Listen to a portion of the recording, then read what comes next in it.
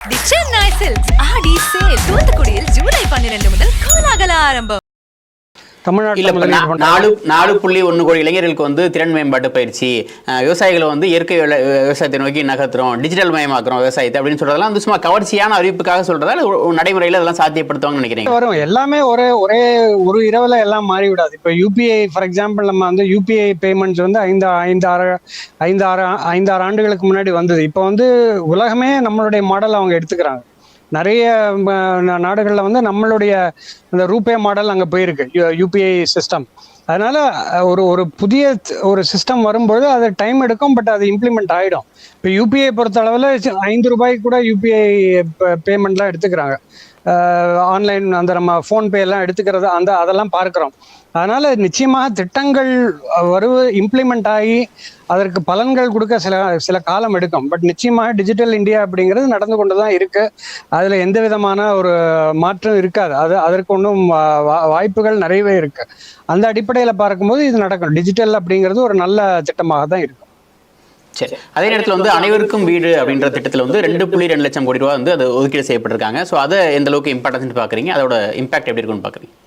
வந்து கிராமப்புறங்களா இருந்து இப்ப நகர்ப்புற 1 கோடி, கிட்டத்தட்ட 1 கோடி வீடுகள் நகர்ப்புறங்கள்ல கட்டுவதற்கான உதவி அப்படிங்கிறதும் அதுவும் நல்ல அறிவிப்பு தான். ஏன்னா முக்கியமான சேலஞ்ச் இப்ப சென்னை போன்ற நகரங்கள்ல நம்ம பார்க்கும் பொழுது, அதாவது ஓரளவுக்கு நடுத்தர வர்க்கம், மேல் வர்க்கத்திற்கு நிறைய வாய்ப்புகள் இருக்கு.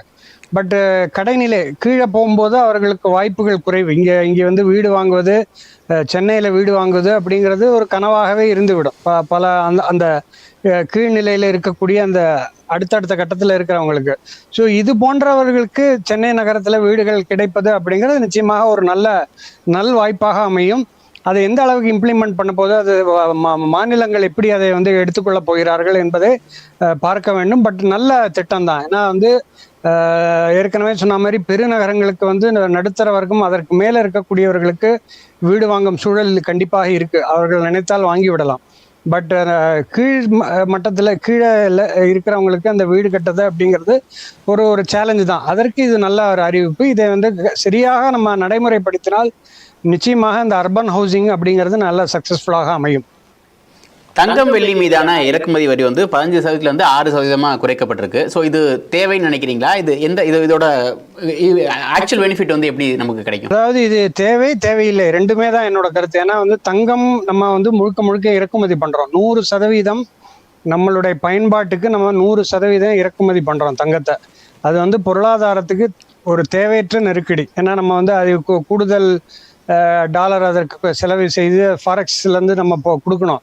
அதனால பொருளாதார ரீதியாக பார்க்கும்போது நிச்சயமாக தங்கம் இறக்குமதியை கட்டுப்படுத்த வேண்டும். அதே நேரத்தில் மக்கள், இந்தியாவை பொறுத்தளவில் தங்கம் ஒரு விரும்பி வாங்கப்படக்கூடிய பொருள். அதாவது குடும்பங்களும் வாங்குவாங்க, சிறு தொழில் முனைவரும் வாங்குவாங்க. ஏன்னா இங்கே பாரம்பரியமாக என்ன பண்ணுவாங்க அப்படின்னா, கடந்த காலங்களில் இப்போ நிறைய வங்கி வசதிகள்லாம் இருக்குது. ஒரு 30 ஆண்டுகளுக்கு முன்னாடி அவங்களுக்கு ஏதாவது நெருக்கடி, பிஸ்னஸில் ஏதாவது நெருக்கடினா உடனே தங்கத்தை இடமானம் வைத்து பணம் பெற்று திரும்பியும் அதை மீட்டு அது ஒரு பெரிய ஆக்டிவிட்டியாகவே இருக்கும். அது முக்கியமாக விவசாயிகள்லாம் அதை அடிக்கடி பண்ணுவாங்க வீடுகளில் பார்க்கும்போது. அதனால தங்கம் வந்து ஒரு தனிநபர் பயன்பாடு மட்டும் இல்லை, பொருளாதார பயன்பாட்டிற்கும் தங்கம் பயன்பட்டுருக்கு இந்தியாவை பொறுத்தளவில். அதனால தங்கத்துடைய மோகம் என்றுமே குறையாது, இருந்து கொண்டு தான் இருக்கும். இப்போ சமீப காலமாக அதனுடைய விலை ஏற்றம் அதிகமாக இருக்கு. இந்த குறைப்பு, இந்த டியூட்டி குறைப்பு அப்படிங்கிறது தங்கம் விலை குறையறதுக்கான வாய்ப்புகளை ஏற்படுத்தியிருக்கு. கடன்கள் வந்து 25.7 லட்சம் கோடியாக, 25,07 கோடியாக இருக்கும் அப்படின்னு சொல்லிட்டு கணிக்கப்பட்டிருக்கு. ஸோ வந்து நம்ம மாநிலங்கள் வந்து கடன் வாங்குறப்போ வந்து இந்த மாநிலத்துக்கு வந்து இந்த அளவுக்கு மேலே கடன் வாங்கக்கூடாது அப்படின்ற ரெஸ்ட்ரிக்ஷன்லாம் விதிச்சு அதை கடந்த காலத்தில் பார்க்க முடியுது. கேரளாலாம் வழக்கெல்லாம் கூட போட்டிருந்தாங்க. ஸோ அப்படி இருக்கப்போ மத்திய அரசோட இந்த கடனை வந்து எப்படி பார்க்குறீங்க? இது வந்து மேனேஜ் செய்யக்கூடியதா? கடன்களை குறைக்கணும் அப்படின்ற கண்டிப்பாக மேனேஜ் பண்ணலாம். இப்போ கேரளா கேஸ் வந்து அவர்களுடைய அந்த வரம்புக்கு மீறி வாங்குறதான் ப்ராப்ளம். கேரளா வந்து சுப்ரீம் கோர்ட் போனதெல்லாம் அவர்கள் அந்த வரம்பு, அவங்களுக்கு கொடுக்கப்பட்ட வரம்புக்குள்ள கடன் வாங்கலாம். அது வந்து எந்த தடையும் இல்லை. அதே தான் இந்த மத்திய அரசுக்கும் பொருந்தும். மத்திய அரசுக்கும் ஃபிஸ்கல் டெபிசிட் அப்படிங்கிறது வந்து ஒரு டார்கெட் இருக்கு. அந்தந்த நிதியாண்டுக்கு கோவிடுக்கு பிறகு உயர்ந்திருக்கு. கோவிடுக்கு முன்னாடி 2.5%, 3.5% இருந்தது. கோவிடுக்கு பிறகு அதிக செலவினங்கள் நம்மளால மத்திய அரசால வரி வருவாய் குறைந்து விட்டது. அதனால அதிக கடன் வாங்க வேண்டிய சூழல் ஏற்பட்டது. ஏன்னா கோவிட் பெருந்தொற்றுக்கு செலவு பண்ண வேண்டியிருக்கு.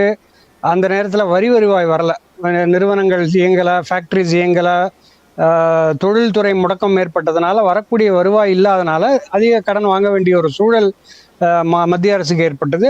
அதனால அதனுடைய பேக்லாக் இன்னும் இருந்து கொண்டிருக்கு சிஸ்டம்ல. பட் அது வந்து ஒரு கட்டுக்குள் தான் இருக்கு. ஃபிஸ்கல் டெபிசிட் பொறுத்த அளவில் கட்டுக்குள் தான் இருக்கு. அதற்கு பெரிய அளவுக்கு அபாயகரமானதாக இல்லை. மாநிலங்களும் வந்து அதற்கு உண்டான பொறுப்புணர்ச்சியை ஏற்றுக்கொள்ள வேண்டும். அவர்கள் வந்து அந்த வரம்புக்குள்ள கடன் வாங்குறதுல தவறு கிடையாது. அந்த வரம்பியை மீறி கடன் வாங்கும்போது தான் அவர்களால் அரசாங்க ஊழியர்களுக்கு சம்பளம் கொடுக்கும் பணம் இல்லை, இது போன்ற பிரச்சனைகள்லாம் கேரளாவில் வந்ததை பார்த்தோம். அதனால அந்த வரம்புக்குள் கடன் வாங்குவதில் தவறில்லை. வரம்பை மீறி அந்த அந்த அந்த அளவை மீறி வாங்கும்போது தான் இந்த பிரச்சனைகள் ஏற்படும். இப்போ இருக்கக்கூடிய மத்திய அரசுக்கு உண்டான கடன் சூழல் அப்படிங்கிறது ரொம்ப நியாயமானது. அதில் வந்து எந்த விதமான ஆபத்தும் நான் பார்க்கல. சரி, ஆன்லைன் வர்த்தகத்துக்கான டிடிஎஸ் வந்து 1% வந்து 0.1 குறைக்கப்பட்டிருக்கு. அது ஒன்று ப்ளஸ் வந்து இந்த ஏஞ்சல் டாக்ஸ் வந்து முற்றிலுமாக நீக்கப்பட்டிருக்கு. இது ரெண்டை பற்றியும் விரிவாக சொல்லுங்க சார். அதான் இ-காமர்ஸ் இப்போ ஒரு பெரிய வளர்ச்சி ஏற்பட்டிருக்கு. கடந்த 5-6 ஆண்டுகள் பார்க்கும்போது இ-காமர்ஸோடைய வளர்ச்சி வந்து மிகப்பெரிய வளர்ச்சியாக இருக்குது. அதனால அது இன்னும் மேலும் ஊக்குவிக்கிறதுக்காக தான் இது குறைக்கப்பட்டிருக்கு. நிறைய ஆன்லைன் தளங்கள் வரும்பொழுது, அதாவது இந்தியா பொறுத்த அளவில் ஒரு மிகப்பெரிய நுகர்வு சந்தையாக இருக்கு. அந்த நுகர்வு சந்தையில் ஒரு பல கட்டம், அதாவது பெரிய இப்போ ஃப்ளிப்கார்ட்டை வந்து வால்மார்ட் அப்படிங்கிற யுஎஸ் நிறுவனம் தான் டேக் ஓவர் பண்ணதை பார்த்தோம். மேற்கத்திய நாடுகள்லாம் அங்கே சேச்சுரேட், அதாவது அங்கே வந்து வளர்ச்சி இல்லை. இந்தியா போன்ற நாடுகளில் தான் வந்து நுகர்வு கன்சம்ஷன் வளர்ச்சி அப்படிங்கிறது இருக்கும். அதனால் அது போன்ற நிறுவனங்களை ஊக்கப்படுத்துவதற்கும் அந்த சந்தையை விரிவாக்கம் செய்வதற்கும் இந்த அறிவிப்பு வந்திருக்கு. அது நல்ல அறிவிப்பு. ஏஞ்சல் டாக்ஸ் அப்படிங்கிறதும் அதை எடுத்ததும் வந்து இது போன்ற அந்த புதிய அந்த நிறுவனங்களில் முதலீடுகள் இது போன்ற விஷயங்களுக்கு நல்ல வாய்ப்பாக அமையும். சார், கடைசி கேள்வி வச்சுக்கிறேன் சார். பங்குச்சந்தை வந்து சரிவை எப்படி பார்க்குறீங்க? கிட்டத்தட்ட சென்செக்ஸ் 700 புள்ளிகளும் நிஃப்டி 300 புள்ளிகளும் சரிவு அடைஞ்சிருக்குன்னு சொல்கிறாங்க. F&O வர்த்தகத்துக்கான பரிவர்த்தனை வந்து உயர்த்தியதான் காரணம் அப்படின்னு சொல்லப்படுது. ஸோ இது நீண்ட காலத்துக்கு எப்படி இருக்கும்? ஸோ இதோட இம்பாக்ட் என்ன இருக்கும்னு நினைக்கிறீங்க? அதாவது எப்பொழுதுமே பட்ஜெட்டுக்கு முன்னாடி 2-3 நாட்கள், பட்ஜெட்டுக்கு பிறகு ஒரு 2-3 மொத்தமாக ஒரு 5-6 நாட்களில் பங்குச்சந்தையில் தாக்கம் இருந்து கொண்டே இருக்கும்.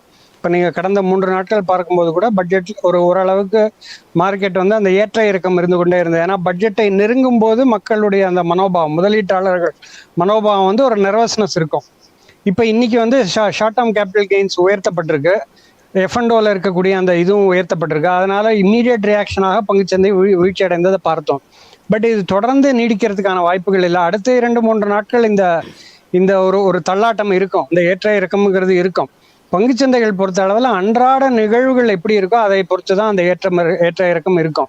பட் ஓவராலாக ஒரு லாங் டேர்ம், ஒரு நீண்ட கால அடிப்படையில் பார்க்கும்போது கடந்த 6 மாதம் ஓராண்டு எடுத்து பார்க்கும்போது தான் பங்குச்சந்தைகள் நல்ல வளர்ச்சியை பெற்றிருக்கு. நம்மளுடைய பொருளாதாரம் நல்ல நிலையில் இருக்கிற வரை நிறுவனங்களுடைய வளர்ச்சி, நிறுவனங்களுடைய லாபம் இதெல்லாம் நல்ல நிலையில் இருக்கிற வரைக்கும் நம்மளுடைய இந்திய பங்கு சந்தைகளுக்கு எந்த விதமான ஒரு தள்ளாட்டமும் இருக்காது. நீண்ட கால அடிப்படையில் நல்ல செயல்பாடுகள் இருக்கும். இது போன்ற அப்பப்போ வரக்கூடிய செய்தியின் அடிப்படையில் இந்த ஏற்றம் இருக்கும். இன்னைக்கு வந்து அந்த பட்ஜெட் அனௌன்ஸ்மெண்ட்னால பங்குச்சந்தை வீழ்ச்சி அடைந்ததை பார்த்தோம். பட் அதர்வைஸ் வந்து ஒரு லாங் டேர்ம்ல நல்ல போக்கில் தான் இருக்கும் அப்படிங்கிறது நிச்சயமாகவே எதிர்பார்க்கலாம். நன்றி சார். நன்றி, மிக்க நன்றி. சென்னை சில்க்ஸ் ஆடி சேல் தூத்துக்குடியில் ஜூலை 12 முதல் கோலாகல ஆரம்பம்.